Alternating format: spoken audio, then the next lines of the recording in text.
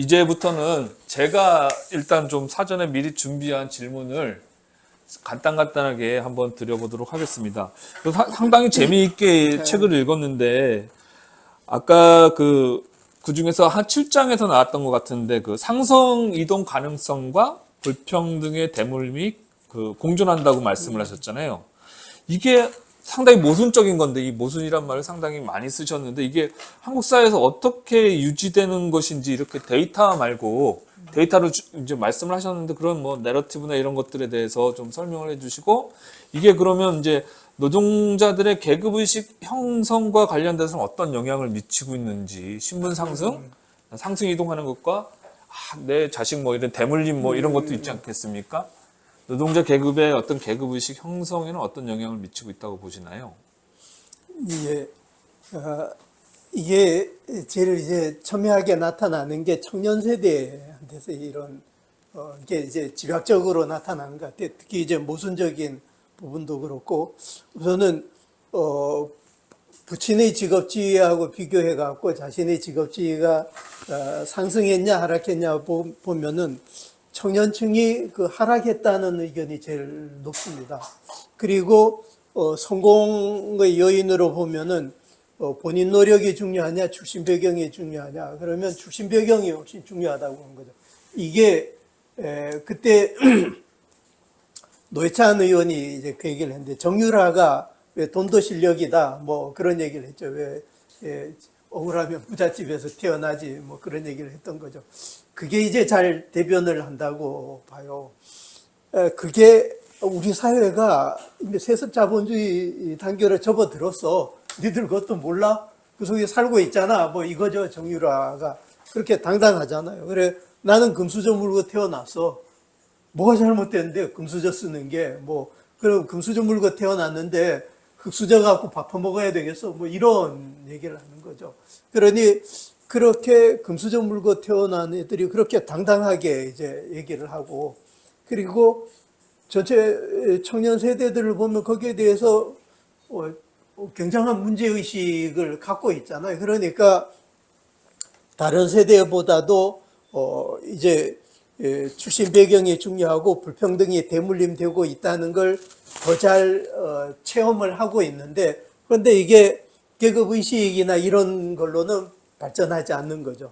근데 그게 저는 중장년만 가도 그런 그 인식은 떨어져도 그게 계급의식으로 전환되는 건 훨씬 더 잘 됐다고 보는데, 근데 지금 청년 세대에 오면은 그 모순이 더 첨예하게 드러나는데, 그 잘못된 우리 사회의 그 불평등 대물림되고 있다는 걸 자기들이 더 절절하게 경험을 하면서도 왜 그런 계급의식이라던가 이런 걸로 이제 발전하지 않을까를 보면은, 이 사람들은 소위 이제 복지 태도나 뭐 이런 걸 분석하고 세대 차이를 분석하는 사람들이 세대 효과라는 걸 얘기를 하는데, 연령 효과와는 다른 세대 효과가 있다. 어떤 경험을 하느냐 하는 게 이제 중요하다. 그래갖고 왜 세대를 산업화 세대, 민주화 세대, 뭐 정보화 세대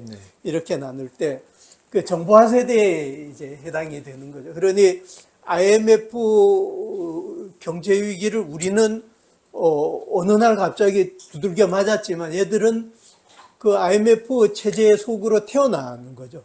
그 시스템이 정비된 상태에서 거기로 그때 이제 노동시장으로 진입을 하니까 너무도 신자유주의적인 시장 질서에 본인들이 적응을 하고, 그러니 너무도 당연시하고, 그리고 그 게임 규칙에 따라서 본인이 거기서 승진도 하고 서바이브도 하고 그래야 됐던 거죠. 그래서 그런 본인들이 갖고 있는 그 세대 효과, 본인들이 태어난 시장 질서, 자기들이 경험, 이것 때문에 그런 프레임으로 이제 보니까 정유라가 그렇게 이제 돈도 실력이다라고 할 때 도리어 분노하는 게 노회찬이나 우리 같은 사람들은 막 거품을 물고 분노하는데, 청년층을 보면은 도리어 이제 그렇게 거품 물고 그런 것 같지 않고 뭐 그런 거지, 뭐 이렇게 이제 받아들이는 거, 그런 면에서 어떤 그 계급 의식으로 발전하지 않는 게 대표적으로 이제 청년 세대에서 나타나고 있고, 그런 걸 극복하지 않으면은, 이 메커니즘을 깨지 않으면은 뭐 노동조합에서 청년층을 조직하는 거, 조직화 전략 맨날 해봐야 성과를 내기도 어렵고, 그리고 이 세대가 평등 사회로 이행하기 위한 그런 어떤 주력이 되기도 쉽지 않다. 그래서 그런 절차 필요하다.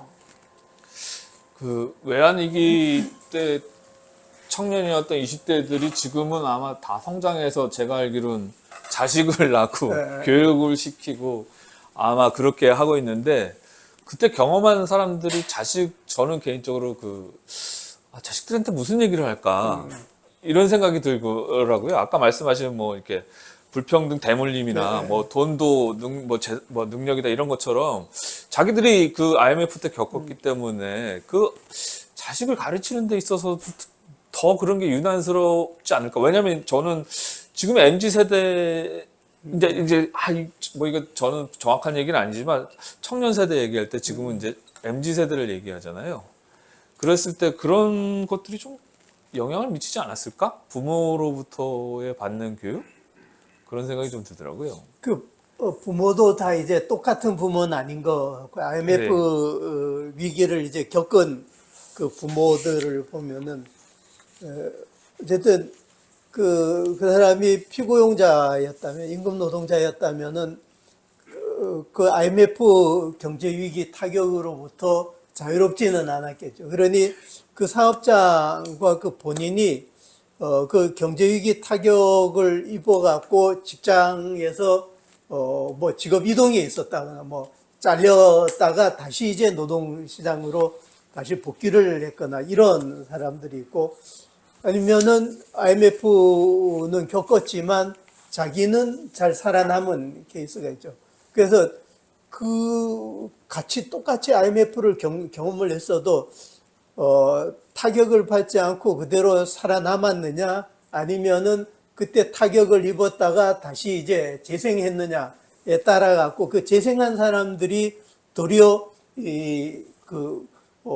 그런 문제의식이라든가 비판의식 같은 게 강하고, 그리고 그때 잘 적응을 해서 살아남은 사람들은 그런 시장 경제 질서, 그리고, 그 경쟁력이 없으면은 기업이 망하고 노동자도 다 죽는 거야 라고 하는 논리가 더 잘 체화가 되어 있는 것 같고, 그래서 그 IMF를 경험한 세대들도 그렇게 이제 양분화가 되는 것 같고, 그런 점에서 보면은 예컨대 대공장에서 안전하게 살아남은 사람들이 더 보수화가 되는데 이런 IMF 경험이 기여를 했고, 그리고 그때 그 IMF 타격을 맞아서 협력업체 같은 데서 잘렸다가 다시 살아난 사람들은 훨씬 더 이제 과격하게 되고 하는 그런 그 양극화, 경험의 양극화 같은 게 있었다고 봅니다. 네. 저는 이 책에서 제일 재밌던 게 이제 1부보다 2부였습니다. 네. 그 이데올로기, 지배 이데올로기가 어떻게 뭐 좀 거칠지만 세뇌를 시키는가 이렇게 표현할 수 있을 것 같은데, 그 방금 얘기한 것과 말씀하신 것과 좀 이어서 보면은 그 불평등 이데올로기가 지배계급의 이익을 위해 작동한다고 하셨는데, 그러면 요걸 좀 더 확장시켜서 노동자 계급 내부에서도 최근에 뭐 노동시장 이중구조하면서 정규직과 비정규직이 있었고, 이거 벌써 뭐 수십 년 된 얘기지만 이 갈등이나 이런 것들이 현실 속에서 드러났고, 이 갈등의 원인이 뭐냐 뭐 이러면서 안전판이다 뭐 이런 것들이 얘기들이 주로 됐었거든요. 그러면은 이 정규직과, 그러니까 이게 뭐 계급을 노동계급 내부에서도 그 지배 이데올로기가 정규직과 비정규직 간의 갈등에서 이 지배 이데올로기가 성공적으로 작동을 해서 그런 건지, 아니면 다른 해석을 해야 되는 건지. 그 자본의 이익을 위해서 그게 이 고용 형태를 분할하는 게 고용 형태 균열이라는 게 만들어지잖아요. 네. 노동력 활용을 유연하게 하려고 하고, 이거는 전 세계 모든 자본이 다 똑같거든요. 네. 그리고 유연하게 쓴다는 게 해고를 쉽게 하고, 그리고 정규직보다 비정규직을 사용을 한다는 거. 또 같은 비정규직도 직접 고용보다는 간접 고용을 더 쓰려고 하고 이거는 전 세계 어딜 가도 이제 마찬가지더라고요. 자본가들이. 그러면 이렇게 자본의 이해관계에 따라서 거기 이해관계에 의해서 정규직과 비정규직의 균열 구도가 만들어진 거죠. 만들어지고 이게 재생산되는 건 이제 분명한데, 근데 거기에 이제 이데올로기가 비집고 들어가는 건 이 시스템을 이런 균열 구도를 계속 재생산하는데 분명히 그 이데올로기가 기여를 하는데, 그런데 한 방에 다 해결하는 게 아니고 각자에게 예컨대 그 정규직과 비정규직의 균열 구도에서 비정규직에 대해서 던지는 메시지하고 정규직에 대해서 던진 게 다르잖아요. 네. 그 액터들도 다르고 비정규직에 대해서는 너희들은 루저야. 그러니 너희의 열악한 노동 조건, 낮은 임금 이런 걸 수용해.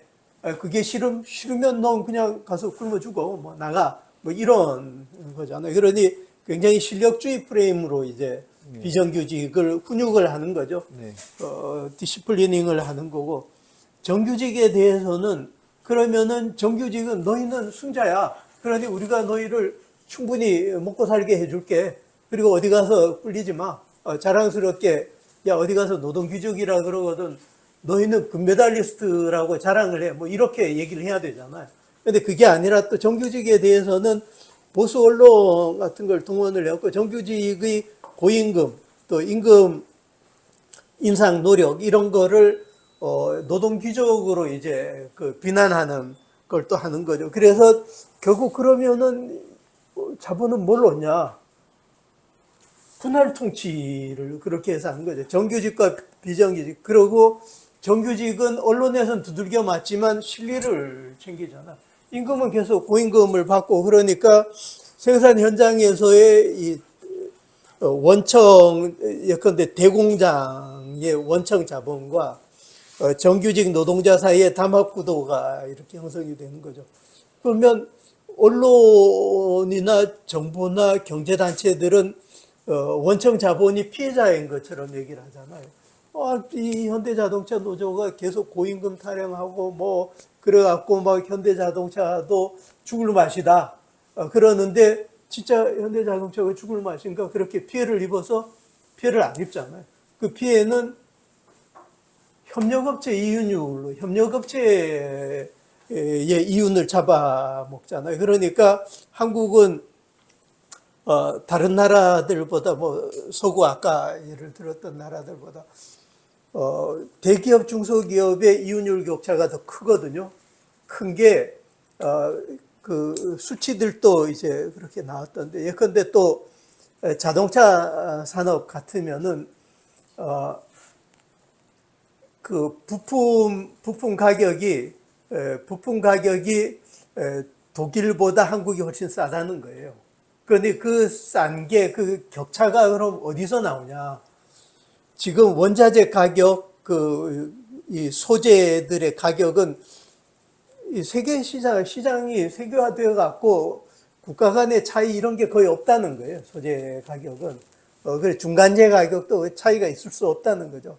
그거는 거의 비슷하다, 평준화되어 있다, 글로벌화되어 있다는 거죠.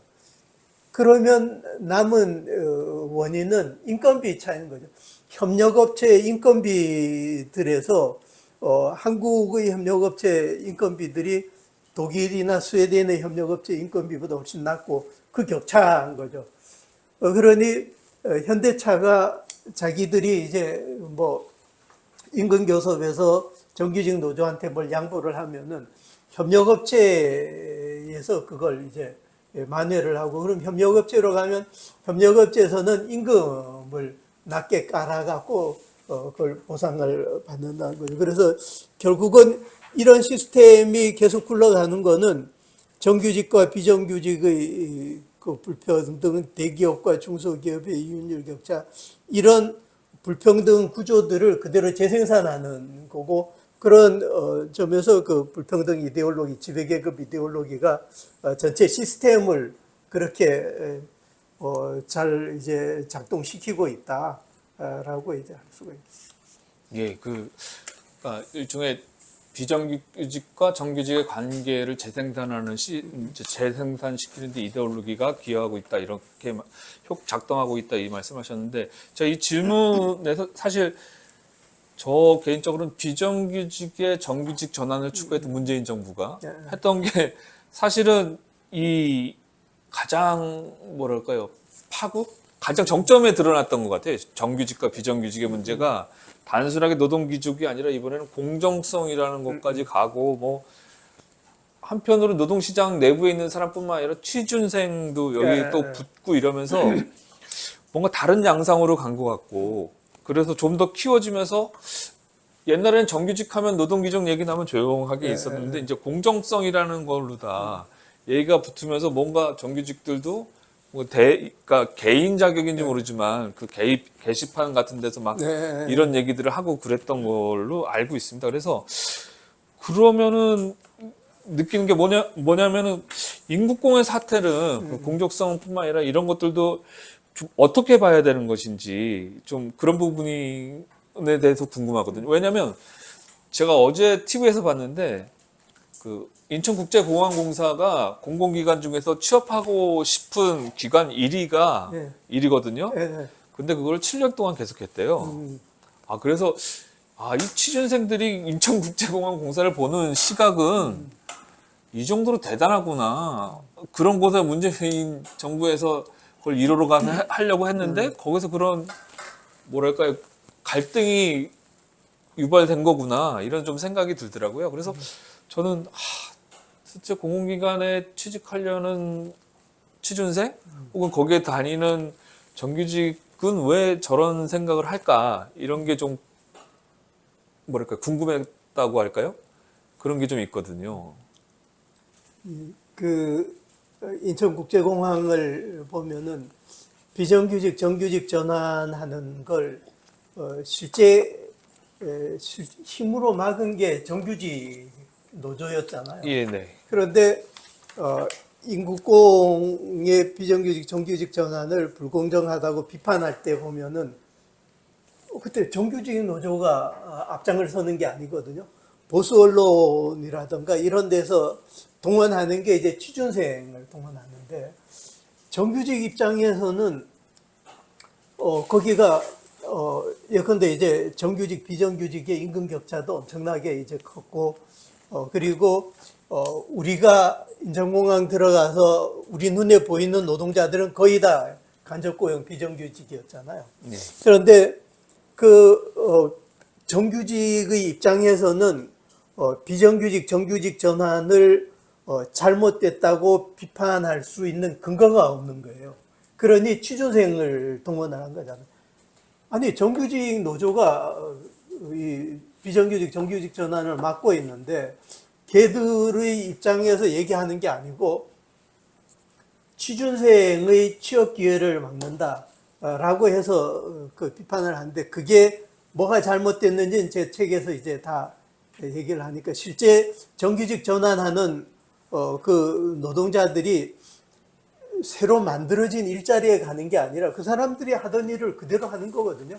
그대로 하는데 고용 형태만 뭐 비정규직에서 이제 뭐 자회사로 바뀌거나 아니면 무기계약직이 되거나 그러니까 일자리를 남의 일자리 뺏고 이런 게 전혀 아니었거든요. 그리고 조중동 같으면은 진짜 교환을 하잖아요. 현대자동차 노동자 고임금이라고 얼마나 비판을 했어요. 그런데 인국공 때는 찍소리를 안 하잖아요. 거기가 현대자동차보다 더 심각하면 심각했지. 공공부문에서 제일 심각한 데였잖아요. 그런데 거기 조선일보에서 칼럼에 처음에 살짝 한번 나온 적이 있었어요. 거기 정규직도 뭐 양보할 준비가 돼 있어야 된다거나 뭐 노동 조건이 어떻다거나 살짝 한번 나온 그다음부터 얘기를 안 해요.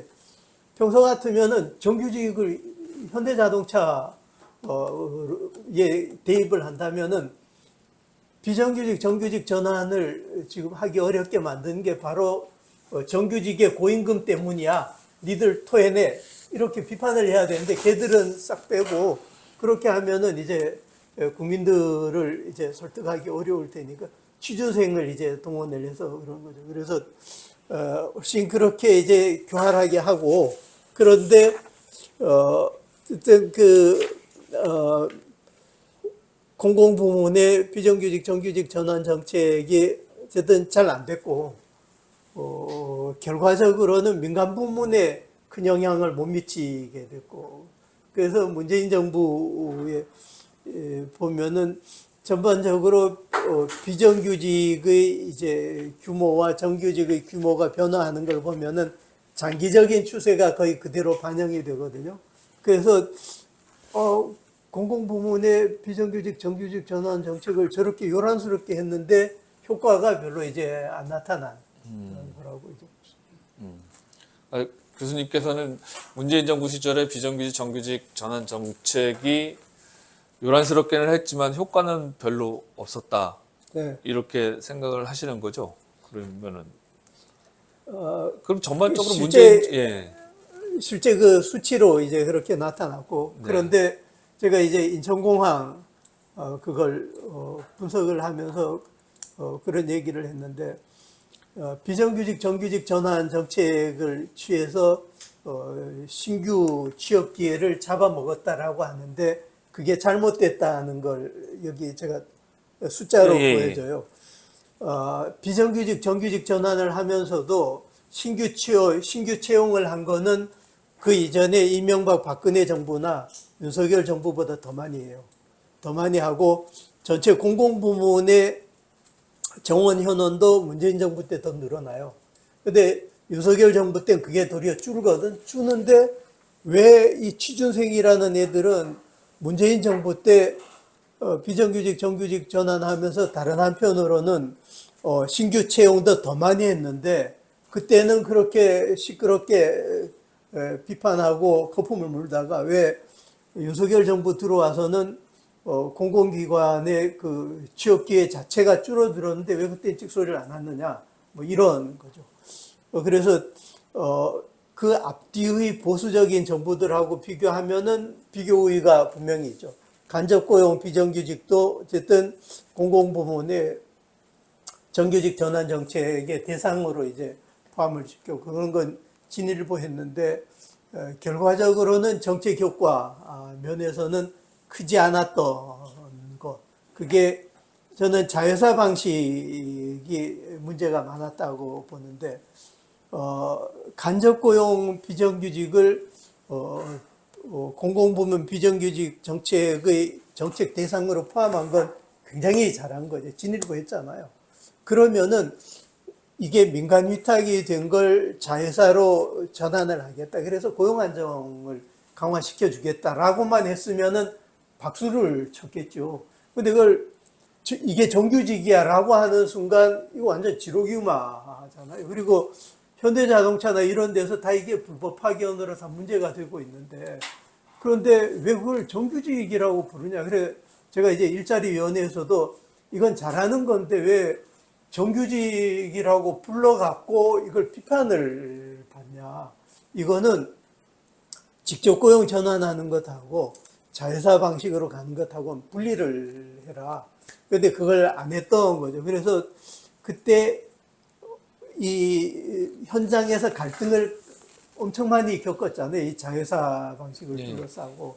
그래서 그런 것들이 정책 효과를 거두기 어렵게 했고, 만약 처음부터 이게 정규직 전환이 아니라 우린 간접 고용 비정규직에 대해서는 단계적으로 우린 접근을 한다. 그렇게 했더라면은 그거는 자회사 방식으로 가는 건 다들 이제 동의가 되고, 그리고 앞으로는 그러면 어떻게 하고 노동 조건은 어떻게 할 거냐 이런 식으로 생산적 논의로 갈 텐데, 그런데 그렇게 가지 못했던 거는 잘못이고, 결국 인천공항에서도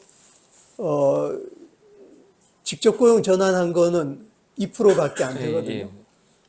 그리고 그때 직접 고용 전환하지 않은 부분에 대해서 금년 5월 2일에 이제 인천지법에서 판결 나온 게 이게 불법 파견으로 판정이 났잖아요. 자회사 방식으로 돼 있는 데들이 그런 불법 파견의 소지가 크고, 그러니 어떤 면에서는 굉장히 진일보한 정책이었는데 별로 좋은 평가를 못 받고 결과적으로도 많은 이제 부작용을 내 갖고 정책 효과 자체도 못 건진 데는 저는 자회사 방식이 이제 많은 책임이 있다 이렇게 보는 거. 제가 우리 연구소가 워낙 노동에 관련돼서 관심이 많아서 노동 관련된 질문들을 좀 많이 드렸는데요. 이제 다른 얘기를 좀 드리겠습니다. 네. 애초에 준비된 건 아닌데 이 재벌 개혁 관련해서 네. 제가 얘기를 듣고 지금 생각을 해보니까 재벌을 개혁해야 된다는 얘기들을 과거에는 참 많이 하셨고 삼성 관련해서도 많은 활동을 하셨는데 최근 들어 한국 사회에서 시민사회든 노동운동 진영이든 재벌 개혁에 대해서 그렇게 중점적으로 무엇인가를 제스처를 취하거나 혹은 뭐 토론회 뭐 이렇게 이런 거는 없는 것 같아요. 네. 그리고 저 개인적으로는 최근에는 페이스북인가요? 신세계 회장인가가 뭐 페이스북 팔로워가 막 엄청나게 많아지고 이러면서 이 재벌 회장님들에 대한 뭐랄까요? 그 팬덤? 하여튼 이런 좀 저런 사람 저렇게 열심히 그러니까 저거를 실력으로 된 사람으로 취급하고 나도 부자가 돼야지 성공한 사람이 돼야지 하는 그런 거를 좀 유포하는 누군가 유포하는 건지 어떤 건지 모르지만 그런 게 조금 더 과거에는 들을 수 없었던 그런 것들이 최근에는 좀 저가 이렇게 듣거나 보게 되는 것 같거든요. 이런 현상들은 아까 말씀하셨다시피 어떤 지배의 이데올로기가 각주의라고 했는데 어떤 절반의 승리라고 하셨잖아요. 어떤 저항 단체에서 보기에는 우리 저항의 절반의 승리고 절반의 패배일 수 있는데 이런 것들 때문에 지금 그러니까 아까 말씀해 미국 쪽으로 더 가고 있다라는 그런 것과 좀 관련이 있을까요? 어떻게 생각하세요? 미국 쪽으로도 가고 있는 게 있고 그리고 그게 또 세대 차이가 있는 것 같거든요. 특히 이제 젊은 세대들이 수저 계급 사회를 더 절실하게 그걸 경험하면서도 그걸 또 이념적으로 더 수용하고 하는 거는 그 전에 그 지배 이데올로기가 많이 이제 영향을 미친 것도 이제 사실이겠죠. 그래서 재벌 문제를 볼 때 재벌이 한편으로는 혐오가 뭐 대상이잖아요. 거기 베테랑에 보면은 그 조태호 네. 인물이 이게 사실 재벌 관련된 부분이 사전 검열에서 엄청 많이 잘렸는데 많이 삭제를 당했죠. 그래갖고 출판사에 넘기기 전에 이제 사전 검열로 많이 잘리겠는데 일반 시민들의 정서가 많이 바뀐 건 사실이죠. 근데 한편으로는 청년 세대들이 그렇게 이제 불평등 세습되고 대물림 되는 거를 더 많이 경험을 하고 그리고 재벌 3, 4세들이 조태호 같은 그 행태가 계속 언론에 보도되고 그러는데 좀 둔감하기도 하지만 그걸 보는 게 그 과거 세대들 중장년이나 노년이 그 뉴스를 접할 때 분노를 느끼는 것만큼 분노하지 않는 거죠.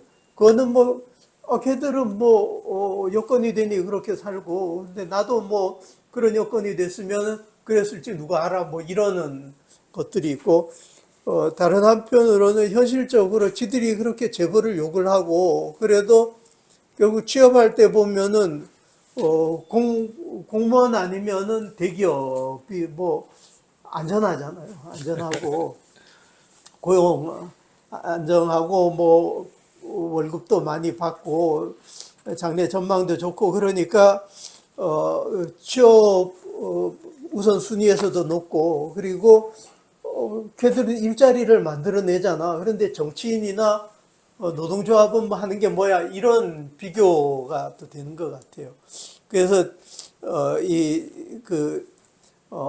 한편으로는 그런 일자리도 그렇게 만들고 자기들은 거기에 취업하고 싶은 우선적인 취업 선호되는 대상 자리이기도 하고 또 다른 한편으로는 해외여행을 많이 다니잖아요.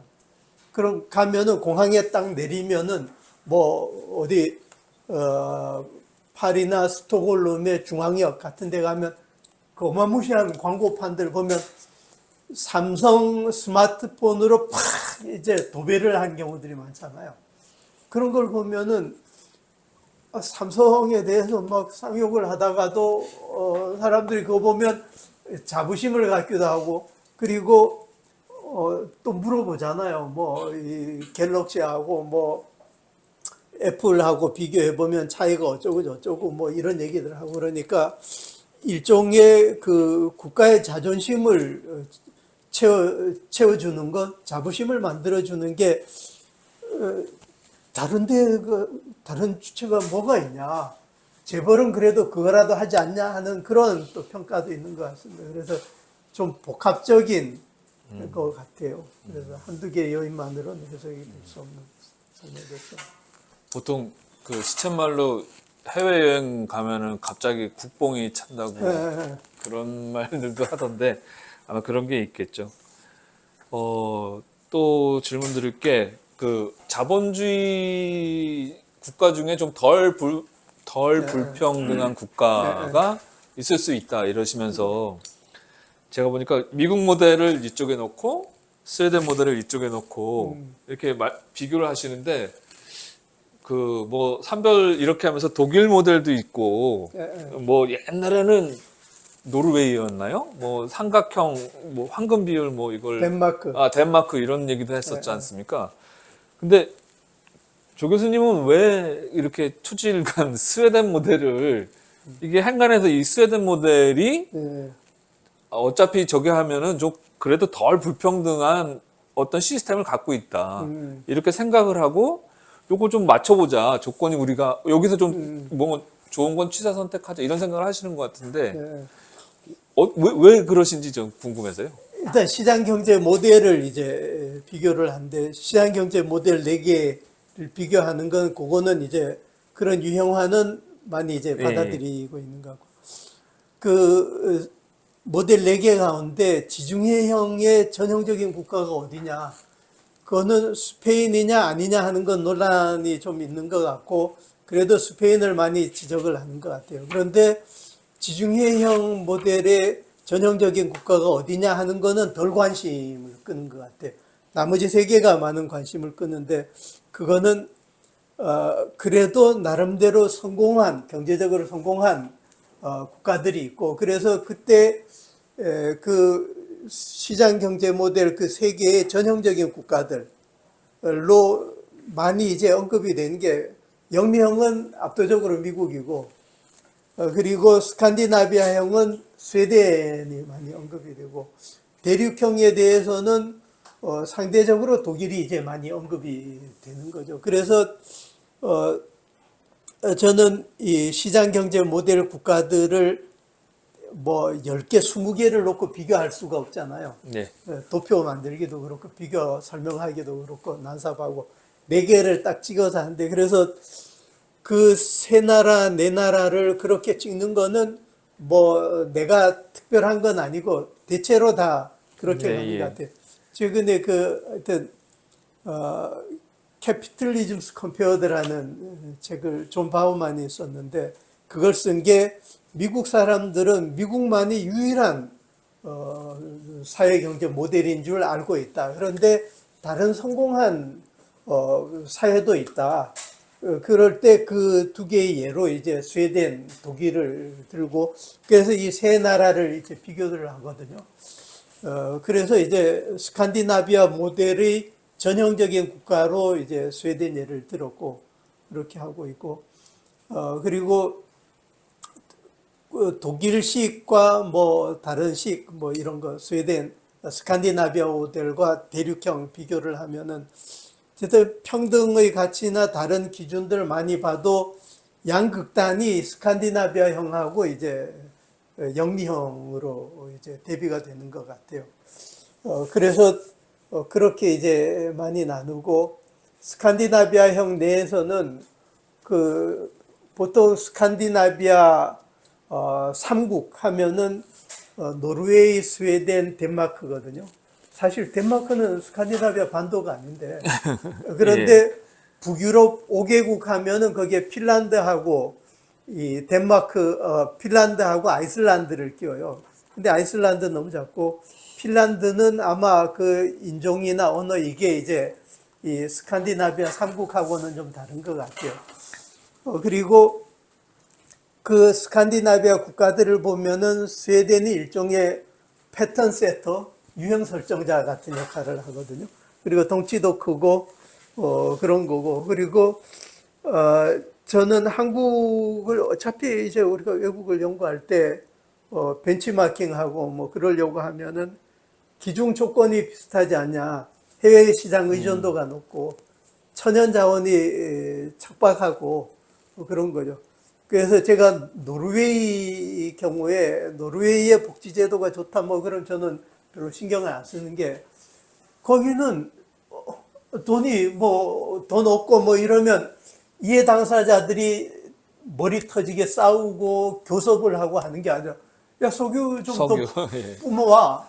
그러면은 이 출구가 엑시 카드가 있어갖고 이 석유 갖고 많은 사회의 문제점, 갈등의 요인 이런 게 많이 덮여지는 게 있고 그래서 제도 자체의 자생력으로 볼 때는 그래도 스칸디나비아 모델 가운데 스웨덴이 그렇고 그리고 저는 독일하고 이제 대륙형 모델에서는 독일이 전형이고 독일도 이제 긍정적인 측면들이 있고 그런데 이 그 노동의 입장에서는 뭐가 더 낫냐 이렇게 보기보다는 이 시장 경제 모델을 일단 비교를 해보면은 어쨌든 뭐 스칸디나비아 모델이 다 그렇게 괜찮았고 그리고 독일하고 스웨덴을 굳이 비교를 하면은 뭐 무슨 제도가 어디가 더 나으냐 뭐 이렇게나 개별 제도 비교하는 건 큰 의미가 없다고 보거든요.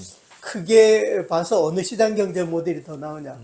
더 나은 게 있으면 그걸 기준으로 해서 개별 제도는 뭐 독일에 더 나은 제도가 있고 노르웨이에 더 나은 게 있으면 그걸 이제 제도적 상보성을 고려해 갖고 그걸 뭐 차입을 할 수도 있고 이렇게 보는데 제가 독일에 대해서 불편해하는 거는 사회 시스템으로선 독일은 노동 계급이 만든 나라가 아니다.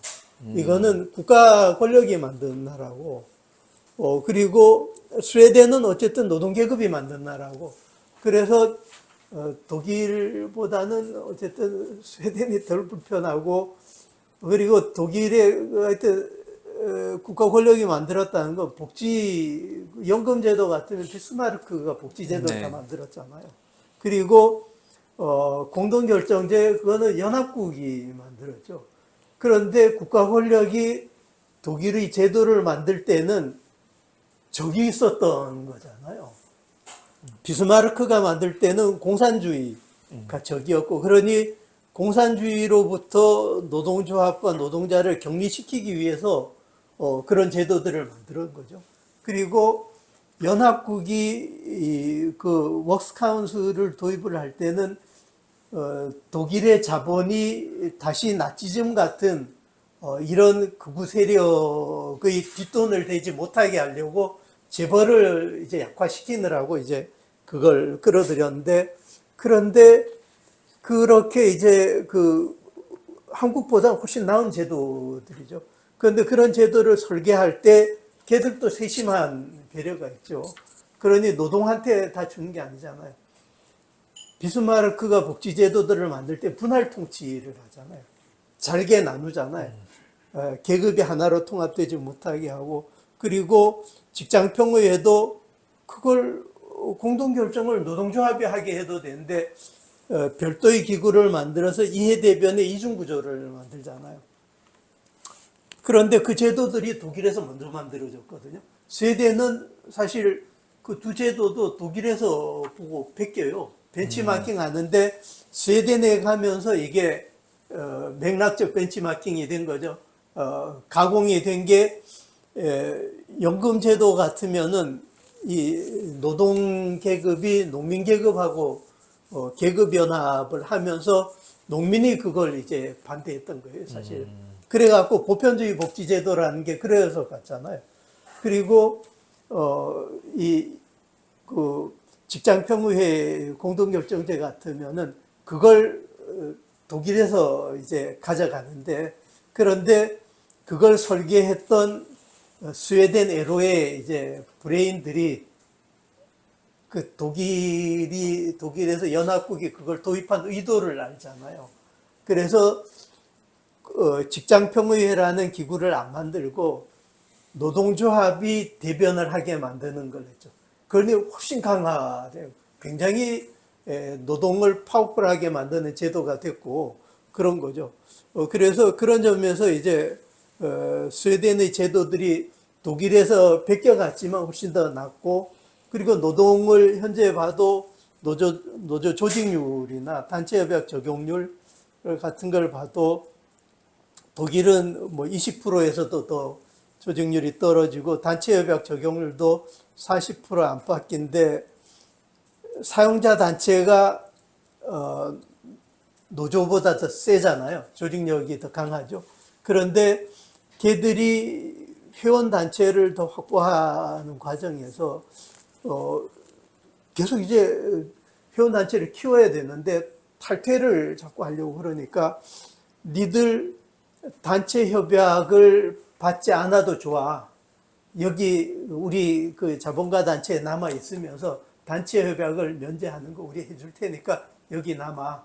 그리고 그 기업들을 끌어들일 때 단체 협약 그거 우리 우회하는 걸 코스를 니들 채택할 수 있게 할 테니까 여기 들어와. 이렇게 하잖아요. 그러니 그게 스웨덴에서는 이제 안 통하고, 그 외에도 하여튼 그렇게 계급 형성과 관련해서는 스웨덴이 지닌 강점, 그걸 저는 좋게 보고, 어쨌든 뭐 노동계급이 만든 나라고 노동계급 형성에 성공을 했고, 네. 그리고 정치 세력화도 세계에서 자본주의 사회에서 노동계급 정당이 그렇게 오래 장기간 집권한 나라가 없죠.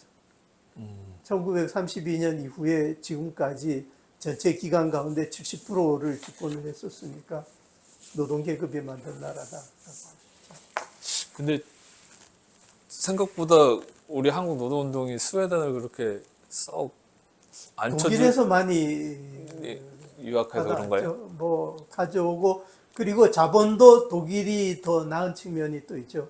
왜 이 파견이나 뭐 이런 것들, 자본이나 친자본 노동법 학자들도 독일 공부 많이 하죠. 네, 그런 게 있군요. 그래도 한국보다는 100배 낫습니다. 그건 분명히. 그래서 독일을 경유해서 스웨덴으로 가자 다 좋아요. 예, 알겠습니다.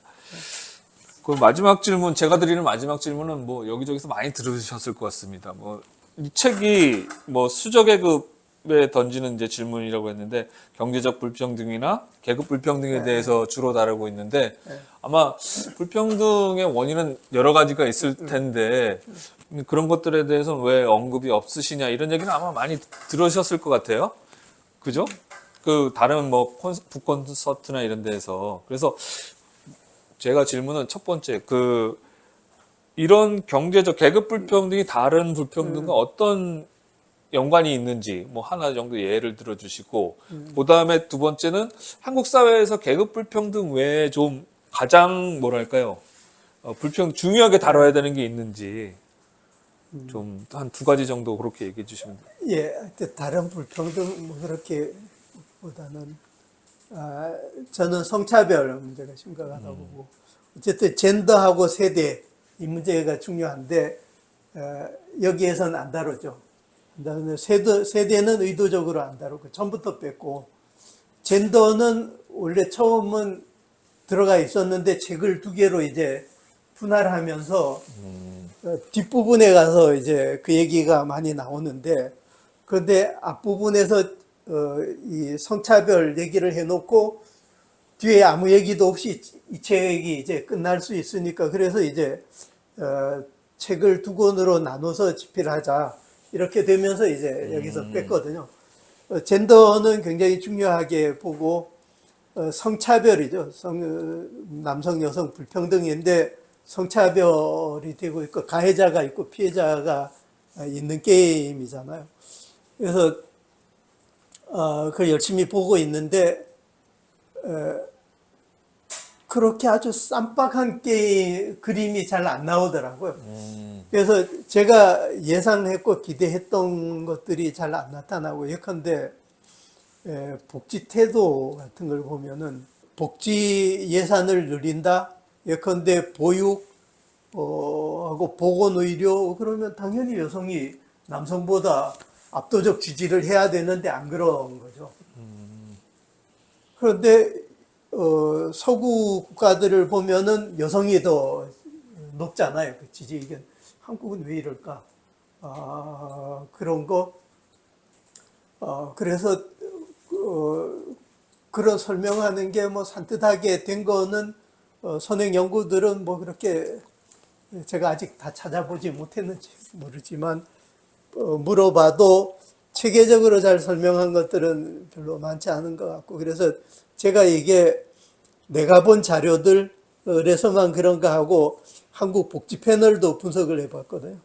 해봤더니 옛날부터 지금까지 일관되게 이제 그렇게 나타나더라고요. 그래서 그런 문제들이 뭐 원인이 뭐고 뭐 어떻게 해결하느냐 뭐 이런 거는 나도 이제 고민은 좀 하고 있고 그렇지만 뭐 나중에 얘기를 하면 될 것 같고 어떻게 풀 거냐 이걸 그거는 답은 같다고 보는 거죠.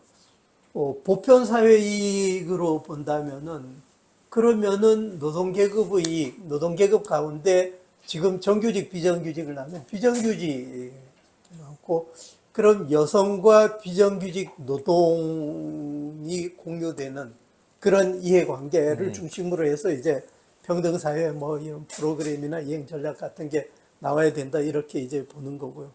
그렇게 하는 거고 그리고 이제 세대를 여기서 다루지 않은 거는 간접적으로만 다뤘는데 변화 처음엔 변화를 조금 더 많이 다룰까 했는데 뭐 내용들이 자꾸 많아지니까 최소화 시켰지만 변화를 그 ISSP 자료가 2009년 하고 2019년인데 2019년엔 한국도 안 들어가고 스페인도 안 들어갔잖아요. 그래서 주로 2009년 자료 갖고 분석을 하는데 어떤 것들 나중에 이제 4부, 5부에 가면은 2019년 자료하고 한국은 2023년 자료 이런 걸 이제 넣어서 같이 이 변화들을 보는데 그 변화 방향이 중년, 노년 세대와 청년 세대의 차이점이 거기 반영이 되더라고요.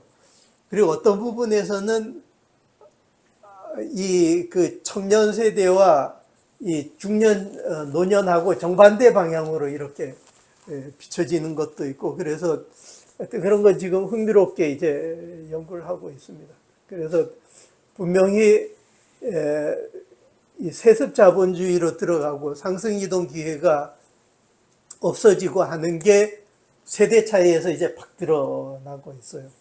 그래서 청년 세대가 그런 데 대한 이제 문제의식 이런 거는 이제 많이 나타나고 있고 그런데 비판적인 의식으로 잘 발전하지 않는 것 같고 그런 부분들은 좀 더 이제 연구하고 고민을 해봐야 될 것 같습니다. 두 번째 책이 기대가 됩니다. 제가 준비한 질문은 다 마쳤습니다. 제가 시간을 너무 많이 쓴 것 같기도 한데요. 다음은 이제 청중들께서 뭐 자유롭게 질문을 좀 하시면 될 것 같습니다. 예, 한기대 김주리입니다. 굉장히 쉽게 찍어 쓰셔갖고서 과거에도 이렇게 쉽게 쓰셨으면은 참 좋았을 것 같다는 생각이 있고요. 예전에 쓰신 책들도 좀 쉽게 다시 풀어서 다시 좀 쓰셨으면 어떨까 싶은 생각이 좀 듭니다. 제가 드리고 싶은 질문은 그 피케티로 이제 시작을 하셨는데 자본과 이데올로기 이렇게 해서 시작을 하셨는데 피케티의 자본과 이데올로기 피케티가 원래 저는 통계 다루는 경제학자인 줄 알았더니 경제사학자, 역사학자더라고요. 그래서 계급을 갖다가 세 개의 계급으로 이렇게 나누어서 사제, 뭐 귀족, 뭐 제3계급 뭐 이렇게 해서 그 세 개의 계급이 막스의 자본가와 노동계급이 아니라 세 개의 계급이 서로 상호작용하면서 이데올로기 투쟁을 하는 이런 식으로 그리고 있었던 걸로 기억을 해서 그런 차원에서 지금 한국 사회에서 앞으로 어떻게 해드릴지 뭐 이런 부분들에 대한 고민할 수 있지 않을까라는 생각을 했고요. 그다음에 또 하나는 저는 이제 요즘에 정의로운 전환, 노동 전환 이런 쪽으로 하고 있는데 이 생태 전환 뭐 어떤 탄소 중립 이런 쪽으로 이제 기후위기라든가 이런 쪽으로 전환 시기에는 사실 이데올로기라는 표현은 좀 애매하고 프레임 전쟁인 것 같아 갖고서요. 현재는 어떤 프레임 갖다가 누가 선점을 하고 어떻게 잡아나가야 되느냐라고 하는 차원의 이야기인 것 같고, 그래서 그런 프레임 속에서 그 전환의 정의로운 전환에 지금은 이제 그런 뭐 그런 과정에 참여를 해야 된다든지 아니면 보상을 받아야 된다든지 뭐 이런 쪽으로 가는데, 노동계급이 노동조합이 생태 전환이라든가 뭐 어떤 이런 쪽으로 프레임을 갖다가 먼저 잡아나가야 되는 게 아닌가라는 생각을 가지고 있으면서 그 아까 설명하시면서 상호성이라든가 뭐 이런 부분 말씀하셨는데 그거 좀 공부를 해봐야겠다는 생각이 좀 들었습니다. 이상입니다. 예, 그 피케티 얘기하시면서 그 세 계급의 이데올로기적인 뭐 각축 투쟁 같은 게 이제 한국에선 어떠냐 말씀하셨는데, 하여튼 지배 계급 쪽은 이제 분명한 것 같아요. 자본이 이해관계가 있고 그걸 중심으로 해서 지배 계급 이데올로기라는 게 거의 뭐 많이 이제 동질화된 것 같고, 거기에 비해서 대항 담론이 없다는 거죠. 대항 이데올로기가. 그래서 그 두 번째 이제 그 말씀하셨던 그 정의로운 전환 관련해서도 뭔가 대항 이데올로기 기구들이 이걸 선점하고 해서 주도해 나가는, 그러기 위해서는 굉장히 좋은 의제인데 그걸 이제 못 하고 있다. 그래서 저는 예컨대 기후 위기 같으면은 이거는 전형적인 외부성 문제잖아요. 그러니 이런 오늘날의 기후 위기를 만들어낸 그 범인, 문제를 원인을 제공하는 사람들은 이윤을 다 챙겨 먹었고, 그런데 이 피해는 일반 시민들이 이제 보편적으로 이제 갖고 가게 되고 하는 것. 그래서 저는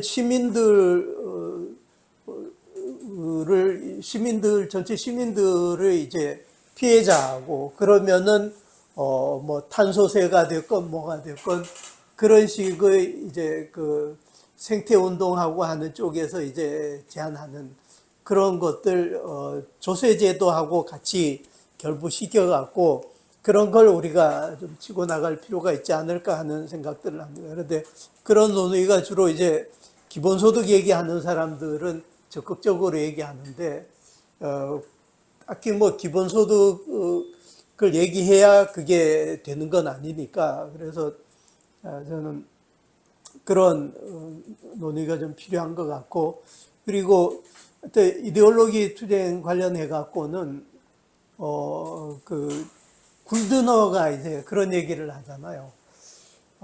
피케티하고 조금 비슷한 발상일 수도 있는데, 한 번도 밑바닥에서 나온 계급이 그 다음 단계 사회의 지배계급이 되는 적은 없었다.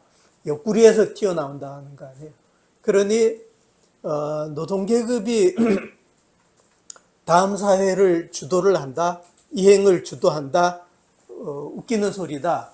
그러니 뉴클래스 얘기를 하는데, 그거는 그 피케티식으로 보면은 이데올로기 투쟁을 주도하고 대항 이데올로기 투쟁을 주도하는 그런 담론의 주체가 그 주체가 될 수 있겠죠. 사회 변화를 시키고 그 다음 사회를 지배하고 하는 거. 그래서 이게 아마 지식 정보가 중시되는 지식 정보 사회에서는 아마 지식인의 역할 이런 게 굉장히 중요하게 될 것 같아요. 그래서 시장의 지배가 없는 사회는 누가 지배할까? 그렇게 보면은 국가사회주의 사회에서 또 뉴클래스 얘기가 나왔었는데 지식인 얘기를 한 게 제 미국의 석사 지도 교수가 헝가리에서 추방당한 교수인데 굉장히 유명한 이반 젤레니로 20대에 헝가리 학술원 회원이 된 사람인데 헝가리에서 그 정권이 공산 정권이 제일 두려워하는 존재들이 반체제 인사들 가운데서도 막시스트 반체제 인사라는 거죠. 그 서클이 있었는데 그 서클의 이제 핵심 멤버였던 거죠. 거기서 이제 그 인텔렉추얼스 뭐 on the road of power인가 뭐 하여튼 그런 책을 썼는데 헝가리에서 이제 감옥으로 갈래 쫓겨날래 그러니까 그 동료 선배인 그 콜라드라는 사람은 남아서 감옥으로 가고 이 사람은 이제 여기로 그 서방으로 나온 거죠. 그 수케이스 2개 들고 나왔다고 그러던데 그 사람이 이제 한 얘기가 그거더라고. 이 뉴클래스라고 해서 이제 굴드너하고 비슷한 얘기를 한 건데 결과적으로는. 그런데 굴드너는 시장이 있는 사회에서의 그 새로운 지배계급을 뉴클래스라고 봤는데 시장의 지배력이 없는 사회에서 누가 지배할 거냐를 이제 지식인으로 이제 찍었는데 그 굉장히 쇼킹한 예를 들더라고요. 거기에는 국가 권력에서 숙청을 많이 당하잖아요. 그래서 권력 3인자 자리에 있다가 한 사람이 숙청을 당했대요. 그래서 이제 지하로 끌려가고 이제 계속 고문을 당했는데 이 사람이 뭐 손톱 발톱 이제 다 뽑혔겠죠. 그러면서 그때 지 손톱 발톱을 뽑은 놈 이걸 잊을 수가 있겠어요. 그 목소리도 이제 그대로 생생하게 기억을 하고 그러죠. 이제 이 사람이 이제 출소를 했어요. 이게 등소평식으로 해서 그래서 다시 이제 복권이 돼갖고 권력 이렇게 해서 막 올라간 거예요. 한참 높은 지위까지 올라가는데 어느 휴일날 TV 프로그램에 굉장히 유명한 교양 프로그램이 있었는데 최고의 강사가 헝가리 최고의 셰익스피어 전문가가 셰익스피어 희곡을 이제 그 TV에서 해설을 하는 거래요. 그래, 그렇게 잘하고 뭐 다 소문이 났다니까 이 사람도 들었는데 보니까 저 목소리 왜 우리 그 목소리라는 설경구나 그 목소리인 거예요. 보니 그 자식이라는 거예요. 그러니 비밀 경찰로서 손톱 발톱 뽑는 고문을 하는 놈이나 셰익스피어의 최고의 전문가로서 영문학 강의를 한 놈이 같은 인가? 이게 이제 그 뉴클래스라는 게 진짜 이 사람들이 지식인들이 그 사회를 지배를 한다는 게 그러니 자본이 없는 나라는 지식인이 지배할 수가 있는데 그래서 담론투쟁에 손톱 발톱 뽑을 생각은 없이 하지 말고 이런 거를 좀 불평등 체제가 뒤집어지고 정의로운 전환 뭐 이런데 좀 기여할 수 있지 않을까? 그라도 해야 되지 않을까 하는 생각이죠. 네. 또 질문 있으시면 이사장 질문. 아니 질문이라고 하기보다는요 느낌 내지는 코멘트 비슷하게 네, 말씀드리면은 다른 분들도 다 얘기하지만 책은 상당히 쉽게 잘 썼어요. 그러니까 술술 읽혀요. 그러니까 책을 보다 보면 사회학 책을 보다 보면 보는 것 자체가 상당히 힘든 경우가 있는데 이건 그 다음이 궁금해가지고 잡고서 저는 한 이틀인가 만에 다 봤거든요. 그러니까 잘 썼다 하는 게 첫 번째고, 두 번째로는 근데 한 군데 좀 약간 읽을 때 불편한 게 뭐냐면은 여기 주로 이렇게 설문조사 결과들 나오잖아요. 그거 갔는데 보통 보면은 이제 좋은 게 점수가 높아야 되는데 좋은 게 점수가 낮아요.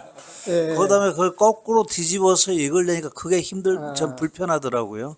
그거 한번 좀 생각을 해주시고요. 그 다음에는 이 책에서의 최고의 기여가 이 불평등 이데올로기라도 8개로 나눠서 한 거, 그 부분이 가장 큰 기여고 뭐 특징 아니냐 얼핏 그렇게 생각이 드는데, 그 중에 다른 건 다 동의가 되는데 여기 6번째 그 상승 이동 기회 보장 있잖아요. 그걸 중립적으로 각축중이다 이렇게 했는데 그 근거가 뭐냐면은 그 설문조사 결과거든요. 이게 그러다 보니까 우리 같은 경우 여기 책 제목에도 수저계급 사회라고 한국 사회라도 단정하다 했는데 수저계급 사회라고 단정을 했으면은 당연히 상승 이동 기회 보장 같은 경우에도 이게 뭡니까 저기 거부되는 거 그걸로 보이는데 설문조사 결과만에 의존해가지고 각축 중이다 이러니까 너무 온건해진 것 아닌가 일단 좀 그런 생각이 들었고요. 그러다 보니까 그 부분이 좀 약간 그냥 전적으로 설문조사 결과에 의존해서 너무 조심조심 정리된 것 아니냐 좀 얼핏 그런 생각이 들었습니다. 예, 이상입니다. 그런데 읽기 쉽기는 쉬운가 보죠, 이번 책이? 잘 읽히고 재밌더라고요. 하여튼 다행이네요.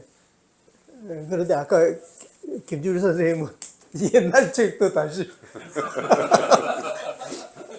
하여튼 김유선 이사장님은 그렇게 무리한 요구를 안 해주셔가지고 고맙고요. 이게 아마 점수가 어떤 거는 뭐 진짜 좋은 게 점수가 높은데 어떤 건 나쁜 게 높고 이런 걸 아주 심각한 거는 제가 이제 이런 거 바꾸기는 했는데 이걸 ISSP 자료를 제가 주로 썼는데 원래 설문지의 이제 설계 때문에 그걸 그대로 쓴 경우들이 이제 많은 것 같고요. 그래서 저도 웬만하면은 그걸 좀 평정을 하는데 그런 문제들이 있는 것 같습니다. 그래서 다음번 책 쓸 때는 좀 고려를 해야 될 것 같고요.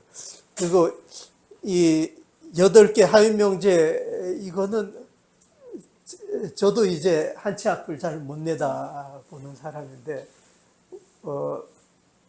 원래 2부의 이제 명제들을 검증하고 하는 거를 이게 너무 학술적인 것 같아 갖고 그래서 원래 이제 요 정도 분량으로 써놓고 뒤에 이제 전체 책의 분량을 봐갖고 책의 분량이 많지 않으면은 얘를 좀 에피소드를 넣거나 풀어서 설명도 하고 이렇게 하려고 그랬거든요. 그리고 이 부분을 사람들이 제일 안 좋아할 것 같다고 생각을 했는데 그런데 나중에 이제 이 책을 원고를 쓰고 나서 사람들한테 읽히니까 의외로 먹물보다는 일반 비먹물 쪽에서 이게 이제 산뜻하게 정리가 된다고 좋아하더라고요.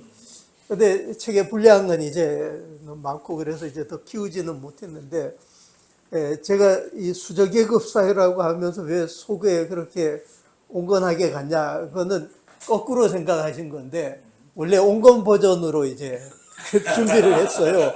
그래서 이 수저계급 사회에 던지는 질문 이런 게 아니고 나는 너무 저놈은 세다 뭐 이러는 거로 꽂혀 있을 것 같아 그냥 한국 사회에 던지는 20가지 질문이었거든요. 그리고 또 동의하게 된 이유가 피케티는 세습자본주의 단계로 들어간다 그랬는데 한국 사회는 수저계급 사회라고 하면은 다른 나라는 수저계급 사회라는 표현을 쓰면 안 될 것 같고 한국은 그걸 써도 될 것 같고 그래서 나는 수저계급 사회라고 그러면은 그냥 자본주의가 아니라 이건 한국 사회를 의미한다. 그러니 수저계급 사회 플러스 알파가 하여튼 금수저를 물고 태어난다는 거죠. 그런 거고, 그리고 이 수저계급 사회라고 하는 게 지금 상승이동 기회가 줄어들고 있는 추세거든요. 그리고 청년층으로 갈수록 이제 하강 경험이 더 많다. 부모 세대보다는 더 이제 지위가 하락했다라고 하는 게 나오는 거예요. 그래서 제가 이제 그러면은 6번 하위 명제는 10년 후에 조사를 하면 이건 단칼에 이제 죽을 거니까 여기서는 각축 정도로 해놔도 괜찮겠고, 그래서 이제 아마 다음 후속편에서는 그거는 이렇게 이제 하위명제 6번 하위명제는 쉽게 거부가 될 거다라고 하는데, 그럼에도 평등사회로 못 나가고 하는 거는 지배계급이 굉장히 교활하게 공정성도 끌어들이고, 아까 그 정규직 비정규직 문제에도 정규직 때리는 무기가 다르고 비정규직 때리는 무기가 다르고, 그런데 이 대항 이데올로기 주체라는 건 잘 보이지도 않고 역할도 제대로 못하고 그런다는 거. 그래서 하여튼 그 후속편에서 얘기 끌고 나가기에는 뭐 괜찮을 것 같습니다. 그래서 온건해진 게 아니라 표지가 과격하게 된 거라고. 근데 이 편은 언제쯤에 나올 겁니까? 원래 계획은 12월까지 일단 초고를 마치는 거였는데, 제가 계산에 안 넣었던 게 뭐 북토크 하자고 이렇게 주문이 들어올지 몰라서요. 저는 노동 쪽의 의견들을 듣고 싶고, 뭐 인터뷰도 하고 이제 의견을 듣고 싶고, 나도 좀 시비도 걸고 싶고, 그렇게 좀 시간을 보내고 한 4달이나 6달 정도 집필하면은 초고를 완성할 수 있지 않을까. 그런데 이게 스케줄이 이제 팍 밀리게 된 거죠. 뭐 북토크 하자 그러고. 근데 지금 그래서 토크를 일단 10월 하순까지는 일단 할 생각인데, 지금 얘기되고 있는 것들 하면은 그것만 해도 많이 바쁘고, 그러면 시간을 좀 많이 뺏기는 거죠. 그래서 하여튼 12월 목표를 달성하기는 좀 쉽지 않을 것 같고, 초고 완성하는 게. 근데 일단 노력은 해볼 생각. 뭐 이기적인 생각인지 모르지만 우리 연구소 독했으니까 이제 좀 조금만 하시고 빨리. 근데 이미 이제 약속이 잡힌 게 많고, 하자고 하면서 일정을 안 잡은 것들이 있는데, 그것들은 근데 많이 하신다고 해서 꼭 늦어지는 건 아니잖아요. 오히려 좀 촉발시켜주는 측면도 있잖아요. 근데 어쨌든 노통만 붙잡고 있는다고 해서 써지는 건 꼭 아니니까. 그런데 제가 이제 좀 틀을 잡고, 틀이 이제 이렇게 저렇게 막 바뀌고 그러더라고요. 이게 전에 쓴 책들은 한 챕터 한 챕터를 미리 이제 처음에 큰 틀을 잡아놓고 한 챕터 한 챕터를 논문으로 썼잖아요. 그래서 나중에 딱 붙이면 조립식 건물 짓듯이 됐는데, 이거는 처음부터 땅 파기부터 이제 위 옥상 올리는 것까지 한 방에 하니까 이게 구조가 이렇게 바뀌고, 그리고 뭐를 세게 패고 뭐 수위를 어떻게 가져가고 논지를 어떻게 펼까에 따라 갖고 구조가 좀 바뀌고 하니까 그런 것들 잡고 하는 게 시간이 필요하고, 그리고 조사도 하고 분석도 또 좀 하고 인터뷰도 하고 그러려면 시간이 필요한 거예요. 네. 저 시간 조금 남아서 저희 처음 모신 것 같아요. 그래서 궁금하신 거나 저 소속이랑 이름 좀 말씀해 주시고. 네, 안녕하세요. 저는 한국보건사회연구원의 빈곤불평등 연구실에서 근무하고 있는 정주성 연구원입니다. 저 오늘 조던문 교수님 워낙 평소에도 관심 갖고 보고 있어서 오늘 포럼 있길래 이렇게 찾아왔는데, 발표 너무 잘 들었고, 말씀하시는 것 중에 제가 궁금했던 부분이 2가지가 좀 생겨서 질문을 드리고 싶은데,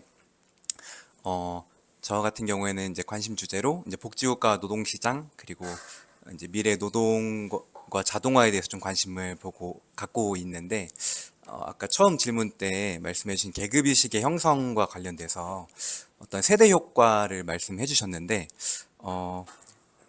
이제 과거에 이제 포드주의 시절에는 어떤 공동작업장이 있어서 이제 표준적 고용관계에 기반해서 이제 사람들이 조직되고 노동자들이 연대할 수 있었다면, 최근에 이제 기술 발전으로 디지털 자본주의로 이행하면서 노동의 형태가 기존 고용 형태와는 굉장히 다른 뭐 플랫폼 노동이든 아니면 기존의 비정규직이라는 불안정한 노동의 형태에 더해서 뭐 플랫폼 노동, 그 뭐 지금 뭐 종속적 자영업자 등 계속해서 이제 축적이 되고 있다는 생각이 드는데, 이렇게 새롭게 나타나는 노동이 과연 계급의식을 형성할 가능성에 대해 어떻게 보시는지 좀 궁금했습니다.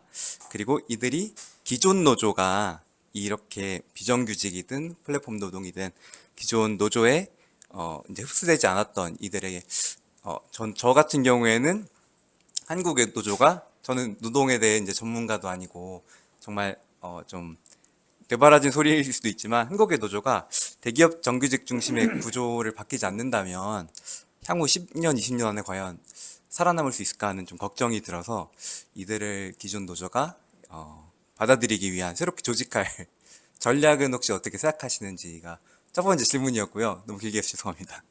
두 번째 질문은 이제 자동화에 대해 생각해 볼 때, 이제 대기업 노동자들의 미래도 불안정해 보인다는 연구 결과가 많더라고요. 현대차 그룹도 2030년까지 전기자동차에 들어가는 모든 모듈을 이제 기계화로 진행한다고 하면 뭐 생산직 일자리 60%가 사라진다는 이야기도 보면, 이제는 정말 기존에 안정됐다고 생각했던 그런 대기업 정규직 노동자들도 불안해질 거고, 그거는 일반 시민들도 이 자동화로 인한 일자리 대체에 대해 불안을 느끼고 있다고 생각하는데, 이 자동화라는 기술 혁신과 그리고 이와 관련된 불안이 지금 이 책에서 논의하신 불평등 이데올로기에 어떤 영향을 미칠 것이라고 생각하시는지 좀 의견을 여쭙고 싶습니다.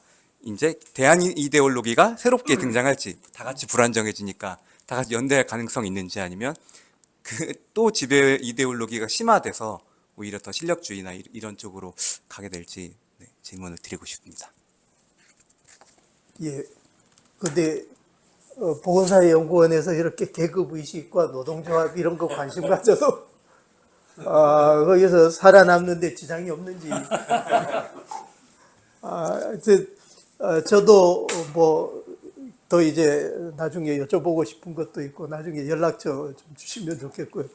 하여튼 디지털 자본주의가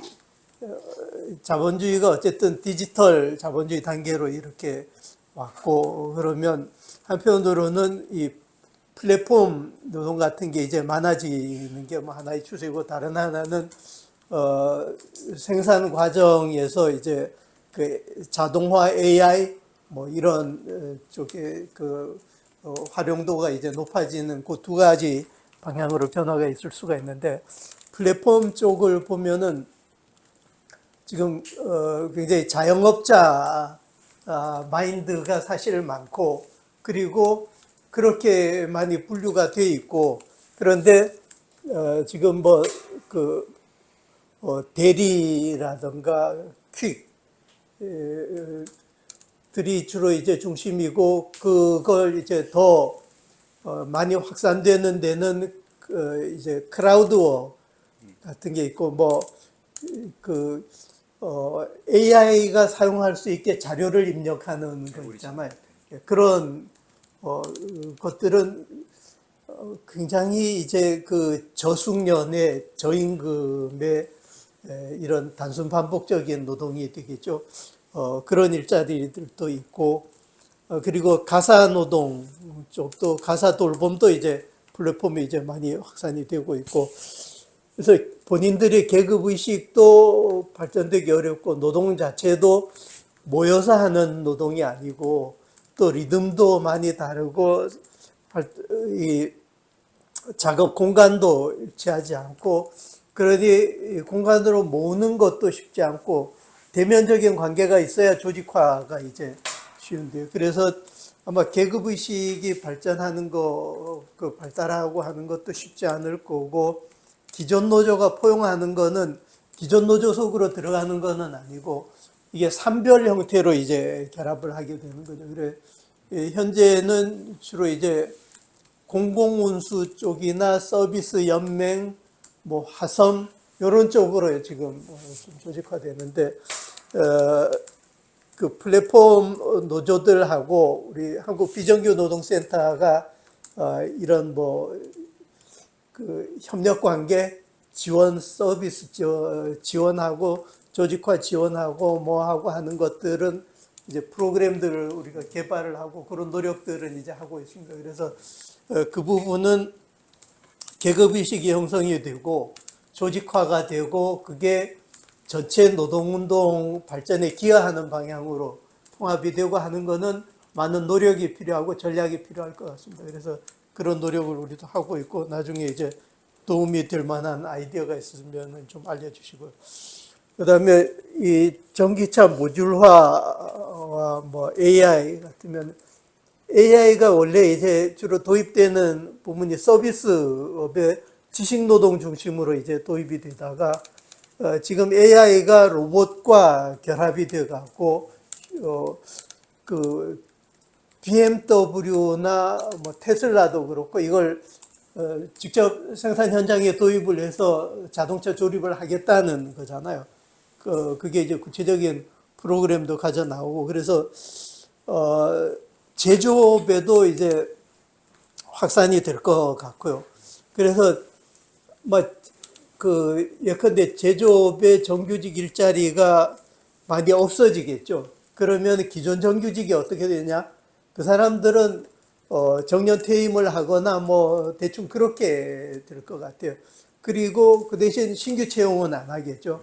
안 하고 이 사람들이 뭐 그 간접 지원 부서로 가거나 뭐 이럴 것 같은데, 근데 AI가 도입이 되면은 결국은 AI도 제조업이 됐건 서비스 산업이 됐건 일자리 양극화를 가져올 것 같아요. 그래서 AI가 지원하는 AI로부터 업무에 지원을 받는 그런 업무는 굉장히 창의성이나 그 지식 정보 활용도가 높고 AI가 대체할 수 없는 일자리들인 거죠.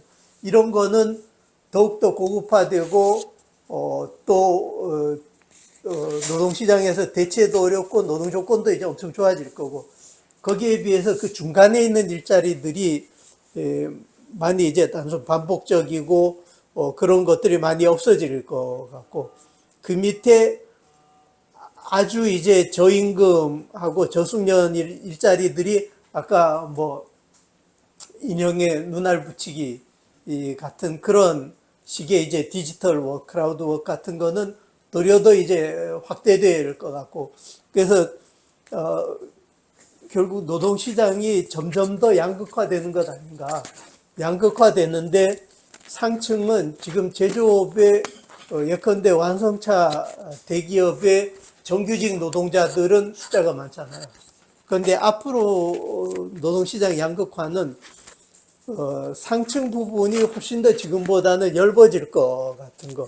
그래서 진짜 아까 뭐 에피소드처럼 예를 들었지만 헝가리 그 예를 들었듯이 진짜 지식인 계급 뭐 이런 게 만들어지고 그리고 그쪽이 굉장히 보수화되고 이럴 여지는 굉장히 이제 크다고 생각이 됩니다. 거기에 비해서 이 저임금 저숙련의 그 디지털 일자리들은 조직화하기가 굉장히 어렵게 되고 그거는 뭐 앞에서 얘기했던 그 플랫폼 경우나 마찬가지일 것 같습니다. 그래서 노동운동과 노동계급에게는 굉장한 이제 도전이 되고 과제는 많이 줄 거다라는 생각을 이제 하게 됩니다. 자, 자유토론까지 마쳤는데요. 뭐 지금 시간이 예정했던 시간이 5시였는데 한 10분 정도 넘겼습니다. 그만큼 제가 궁금한 것도 많고 하실 말씀도 많았던 것 같습니다.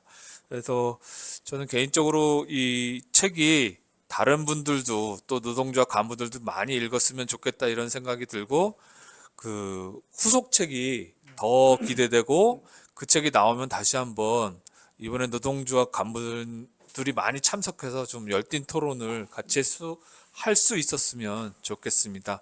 이상으로 저희 165차 노동포럼을 마치겠습니다. 참여해 주신 여러분 감사합니다.